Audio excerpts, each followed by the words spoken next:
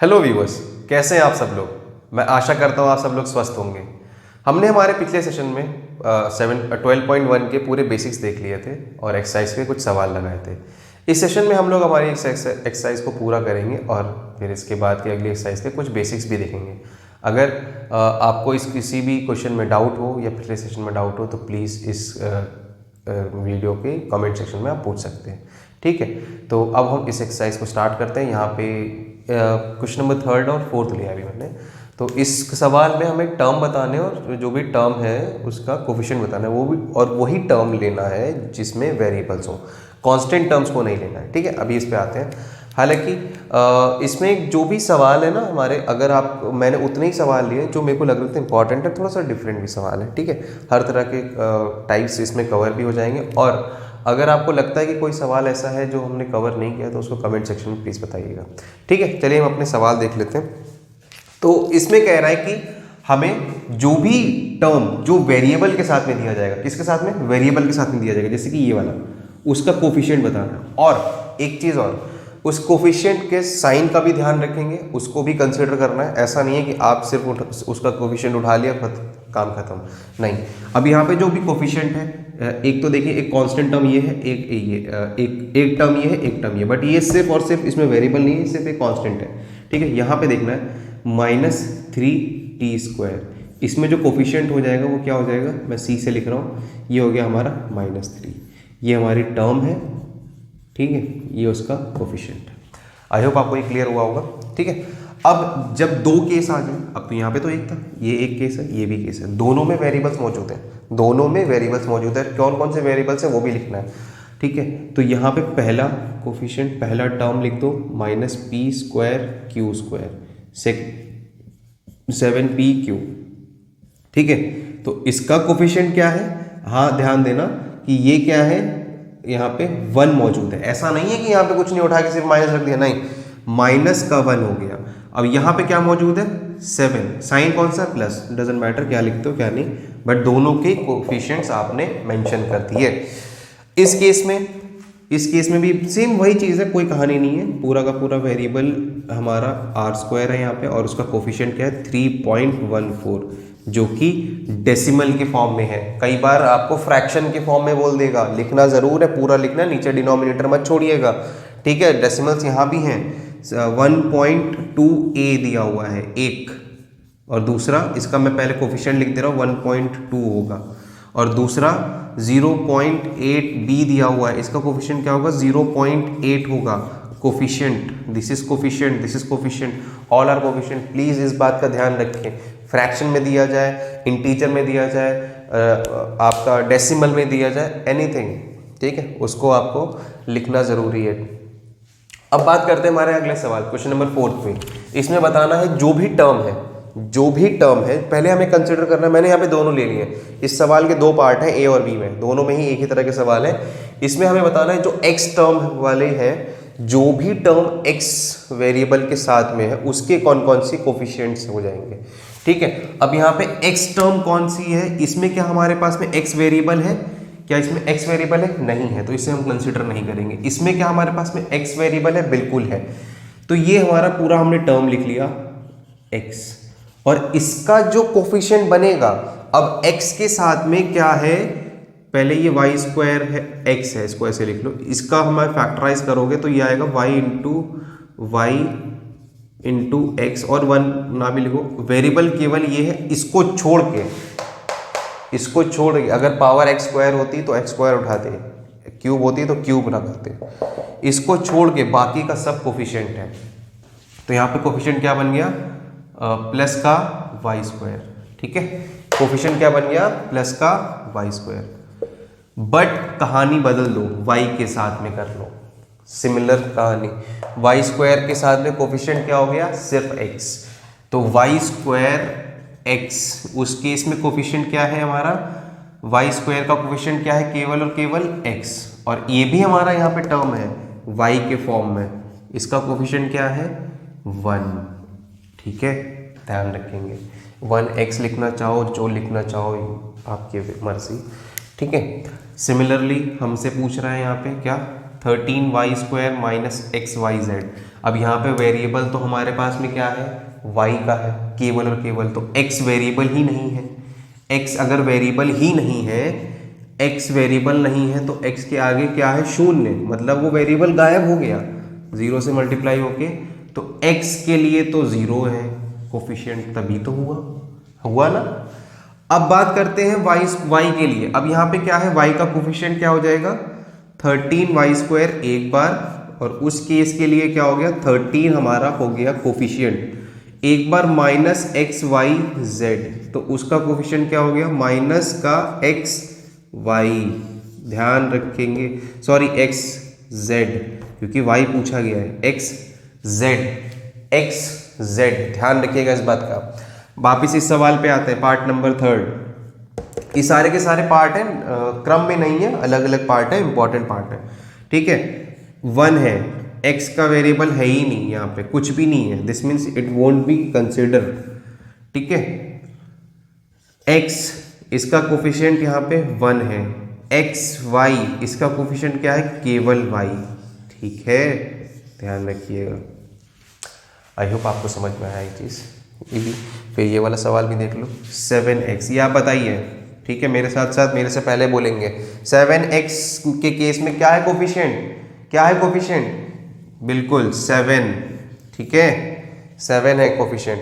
XY² के केस में क्या है, y², XY² के केस में, अभी हम x की बात कर रहे हैं, ध्यान रखेंगे, केवल और केवल y² है, ठीक है। अब आप बात करेंगे y² के लिए या फिर XY² के लिए, इस केस में क्या है कोफिशिएंट, इस केस में कोफिशिएंट हमारा x बन जाएगा, हाँ बिल्कुल, ठीक है।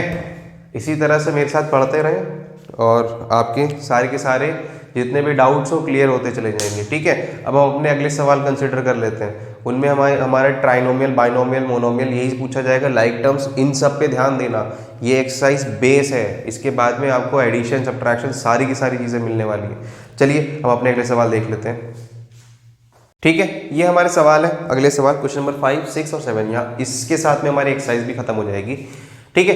अब इस सवाल में हमको क्या बताना है कि कितने कौन से टर्म है, मैंने बताया भी था, इसमें आपको बताना होगा मोनोमियल है, बाइनोमियल है, ट्राइनोमियल है, ठीक है, या फिर उससे अधिक पॉलिनोमियल है, ठीक है। अभी आपने फिलहाल तो ट्राइनोमियल तक पढ़ा है, जिसमें एक टर्म होगा वो कहलाएगी मोनोमियल।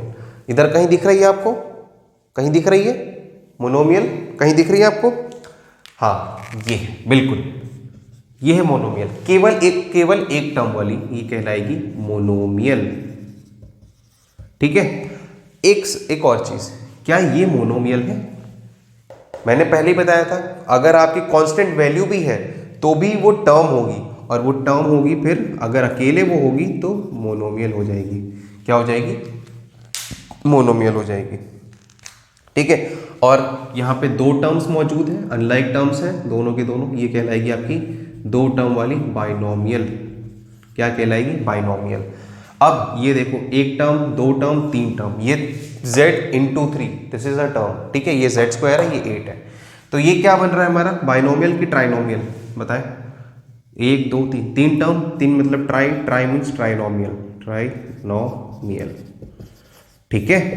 देन कम्स, यहाँ पे दो टर्म्स हैं, ये बनेगी हमारी बाइनोमियल, ठीक है, हो गया। आई होप आपको ये चीज़ें समझ में आई होंगी। अब अगर आप ध्यान दें, बाइनोमियल, मोनोमियल, ट्राइनोमियल की कहानी हो गई, मैंने इसमें लाइक टर्म्स का भी जिक्र करा था, तो ये दोनों अनलाइक टर्म्स थे। अब इसी क्वेश्चन में यही पूछ रहा है कि कौन कौन से टर्म्स लाइक टर्म्स हैं, कौन से टर्म अनलाइक टर्म्स हैं। लाइक टर्म्स की कहानी भी मैंने बताई थी, पावर सेम होनी चाहिए, डजेंट मैटर कांस्टेंट वैल्यू कैसी है, कितनी अलग है, माइनस में है, प्लस में है, ठीक है। क्या ये लाइक टर्म्स हैं, क्या ये ऐड हो सकती है, सब्ट्रैक्ट हो सकती है, मल्टीप्लाई नहीं, ऐड और सब्ट्रैक्ट हो सकते हैं, this means they are like terms, ये हो सकता है इनके साथ में, this will be called as like terms, ठीक है, ये लाइक टर्म्स हैं, ये लाइक टर्म्स हैं। अब क्या ये लाइक टर्म्स हैं, 4m²p, 4mp², क्या इनको हम जोड़ सकेंगे, नहीं जोड़ सकते, क्योंकि m की स्क्वायर ही 2 है, p की स्क्वायर, यहाँ पे p की स्क्वायर 2 है, तो ये अनलाइक हो गई, तो ये बन गई अनलाइक टर्म्स, ठीक है। अब इसमें ध्यान दो, ये क्या है 14xy, ये 42yx। इट डजेंट मैटर कि कहाँ पे कितने पे मल्टीप्लाई पे हो रहा है, आगे पीछे कोई फर्क नहीं पड़ता। अब देखो ये x है, इधर भी x है, इधर y है, इधर भी y, पावर भी दोनों की 1 1 है। कांस्टेंट वैल्यू कितनी अलग है, कितनी विभिन्न है, डजेंट मैटर। ठीक है, ऐड कर सकते हो, बिल्कुल कर सकते हो। तो ये हो गया हमारा लाइक टर्म्स की श्रेणी में। ठीक है, चलो अब आगे देखते हैं। अच्छा ये वाला देखो, ये क्या है, x है, यहाँ भी वेरिएबल x है, पावर 1 है, पावर 1 है, पर ये फ्रैक्शन में है, ये फ्रैक्शन में नहीं है। क्या ये लाइक होगा? बिल्कुल होगा। 1 + 1/2 नहीं करते हो, 3/2 बनता है। सिमिलरली ये भी तो घटेगा, अगर ये माइनस है, ये प्लस है, घट जाएगी, खत्म कहानी। ये भी हमारा लाइक टर्म ही है। ठीक है, चलो एक मैं सवाल देता हूँ अपनी तरफ से। 0.8 m² + 1/2 m², क्या ये हो सकता है? ये डेसिमल है, ये फ्रैक्शन है, हो सकता है? हो सकता है, बताइए। बिल्कुल हो सकता है। पॉइंट हटाओ, नीचे 10 आ गया, सॉल्व करो, ये भी हो गया, लाइक टर्म्स की कैटेगरी में आ गया, लाइक टर्म हो गया। ठीक है, चलो अब हम अपने अगले सवाल में आते हैं, आखिरी सवाल, और इस सेशन को इसी के साथ में हम लोग रैप अप करेंगे।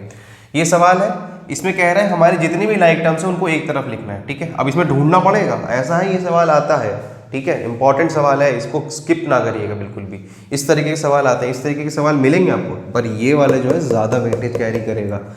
तो ये क्वेश्चन कह रहा है, अब हम क्या करेंगे ना, स्टार्टिंग से चलते हैं। सबसे पहले माइनस, फर्स्ट चीज़ -xy², और इसकी कैटेगरी का लाइक टर्म देखना है जिसकी वेरिएबल की पावर x की 1 हो और y की 2 हो।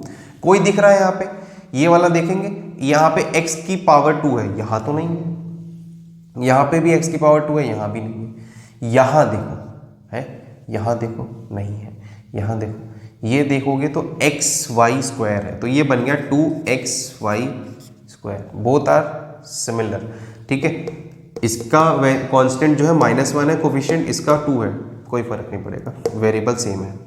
सेकंड, ये आ जाओ -4yx², यहीं देखा था हमने, इसके साथ में -6x²y, आगे पीछे कोई फर्क नहीं पड़ेगा, 20x²y। अगर क्वेश्चन में थोड़ी सी तब्दीली हुई है, लेकिन तब भी देख लो चीज़ें वही हैं। ठीक है, चीज़ें वही हैं। अब ये हो गया, ये हो गया, अब इसमें मैं टिक लगाता चल रहा हूँ। ये हो गया हमारा, ये हो गया हमारा, ये हो गया हमारा, ये हो गया हमारा, ये हो गया। ठीक है, ये चीज़ समझ में आ रही होगी आपको। ये हो गया हमारा। अब तीसरी चीज़ देखते हैं, 8x² के साथ में। 8x² के लिए हमारा यहाँ x² यहाँ भी मौजूद है, और कहीं है नहीं है, बिल्कुल। x² ये हो गया और x² ये हो गया, ये हो गया हमारा, कॉमा -11x²।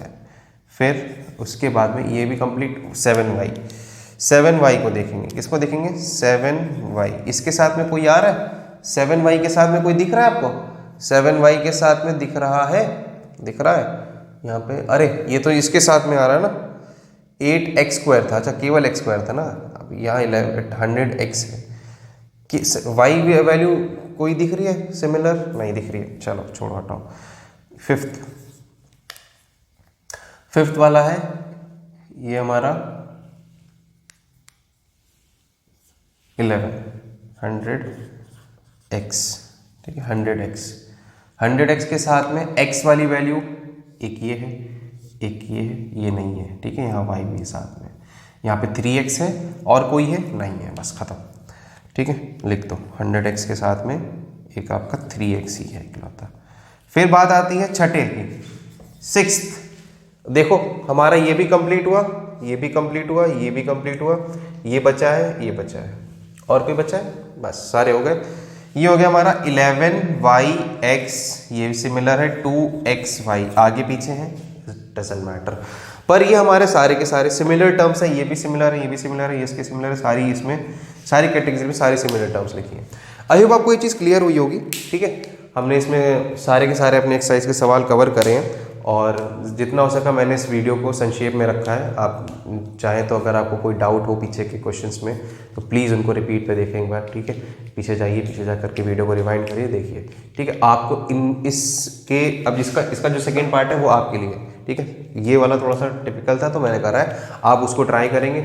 अगर इसमें से इस एक्सरसाइज में कोई भी सवाल, एग्जाम्पल में कोई भी सवाल, कोई भी कॉन्सेप्ट आपको समझ में ना आए तो प्लीज़ कमेंट सेक्शन में मुझे बताइए, ठीक है, मैं उसको अगले सेशन में ज़रूर लूँगा। प्लीज़ आप उसको ज़रूर सेक्शन में बताइएगा।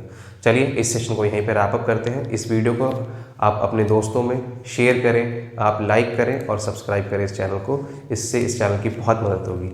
हम इस वीडियो को यहीं पर रैप अप करते हैं। Thank you so much.